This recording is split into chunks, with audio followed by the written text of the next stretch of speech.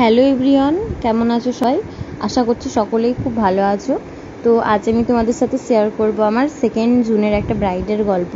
তো সেদিনকে আমি বেরিয়ে পড়েছিলাম 12:10 থেকে 12:15 কাছাকাছি, যেহেতু আমার বাড়ির কাছেই স্টেশন, খুব একটা দূরে নয়। আর আমার ভাই এসেছিলো আমাকে স্টেশনে দিতে। ট্রেন প্রায় 10-15 মিনিট লেট ছিল। তারপর ট্রেনের অপেক্ষা করতে করতে দেখো ট্রেনও চলে এসেছে। তো আমি মোটামুটি আধ ঘন্টার মধ্যে কাটোয়া পৌঁছে গেছিলাম। এবার কাটোয়া গিয়ে আর এক সমস্যা, যেহেতু ভাই আমার সাথে কাটোয়া পর্যন্ত যায়নি, ওখানে আমার অ্যাসিস্ট্যান্টের গিয়ে আমি অপেক্ষা করছিলাম স্টেশনে বসে। কিন্তু কোনো কারণবশত ওর আসতে ভীষণ লেট হয়ে যাবে বলে আমি আমার ব্যাগ ট্যাগ নিয়ে নিজেই বাস স্ট্যান্ড চলে যাই।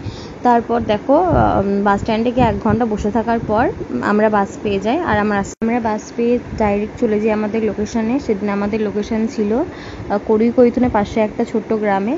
তো আমরা বাস থেকে নেমে টোটো করে চলে যাচ্ছি বিয়েবাড়ি। তো সেদিন আমার সাথে একটা ঘটনা ঘটে গেছিলো। ব্রাইড আমাকে বলেছিল বিকেল 4টেই বসবে।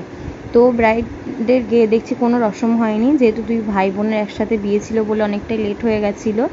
দিয়ে ব্রাইড বসেছিল 6টায়। তো গল্প করতে করতে দেখো আমরা পৌঁছে গেছি বিয়েবাড়িতে ঢুকেই দেখি ডেকোরেশন। আর বিয়েবাড়িতে খুব একটা মানুষ ছিল না, একদমই ফাঁকা ছিল। আর যেহেতু 2 ভাই বোনের বিয়ে হচ্ছিল বলে ওদের রসমে অনেকটা দেরি হয়ে গেছিলো। দেখো প্রায় 2 ঘন্টা আমাদেরকে বসিয়ে রেখে ব্রাইড তারপর ঘরে ঢোকে 6টার সময়।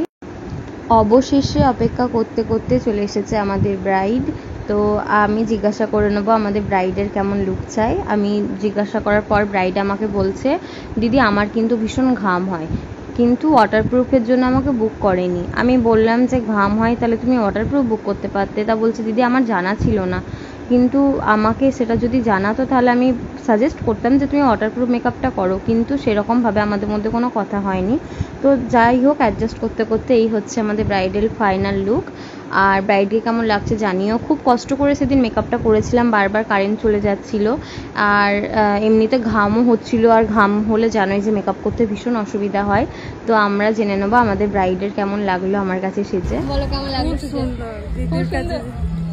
খুব পছন্দ হয়েছে তো? বাড়িতে সবার পছন্দ হয়েছে তো? সবার